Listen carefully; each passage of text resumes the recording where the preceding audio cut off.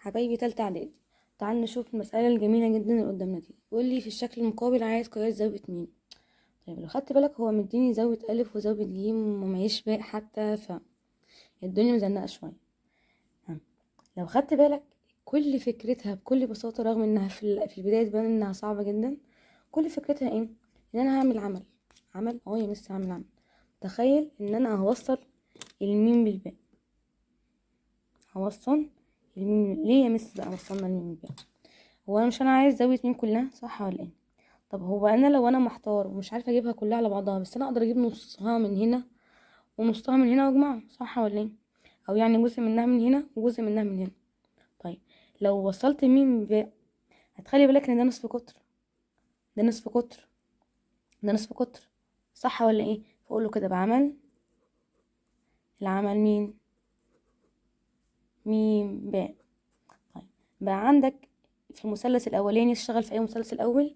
مثلا هقول له في المثلث اللي اسمه الف باء ميم، الف باء ميم.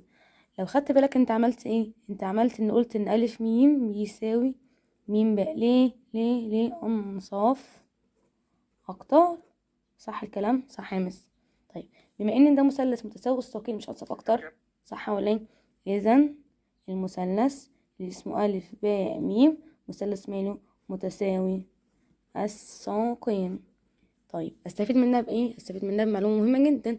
طالما ده مثلث متساوي الساقين، اذا قياس زاويه مين اللي هي الف اللي اسمها ميم، اذا قياس زاويه ميم الف باء هتساوي قياس زاويه الف باء ميم، صح ولا ايه؟ يعني دي هتساوي دي، هتساوي كام؟ 65. خلاص، مثلث معاك فيه الزاويتين بتوع القاعدة، عايزة الزاوية اللي فوق دي، مقدرش اجيبها، سهلة جدا. اذا قياس زاوية مين بقى؟ الف ميم باء، الف ميم باء هتساوي 180 ناقص 65 و65 اللي هي كام؟ 130. 180 ناقص 130 يعني مديني 50 درجة. اذا الحتة دي اللي اسمها الف ميم باء بكام؟ ب50 درجة. ده المطلوب الاول، او ده الجزء الاول.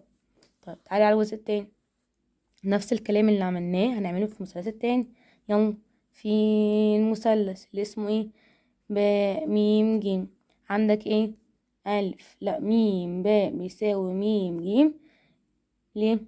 انصاف اقطار، نفس الفكرة، نصف قطر.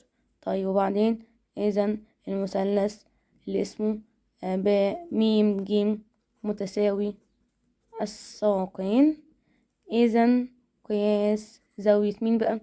ميم باء جيم هتساوي قياس زاوية ميم جيم باء، جيم باء، صح ولا ايه؟ يعني الزاوية دي كده هتساوي الزاوية دي، هو مش انصاف اكتر؟ اذا الزاويتين اللي تحت اللي هما القاعدتين دول هيساووا بعض. طيب دي 50، اذا دي 50 زيها.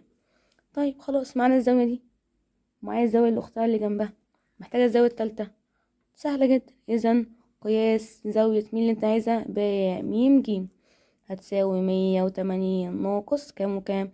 50 و50 100. 180 ناقص 100 كام؟ 80 درجة. ده كام؟ ده 2.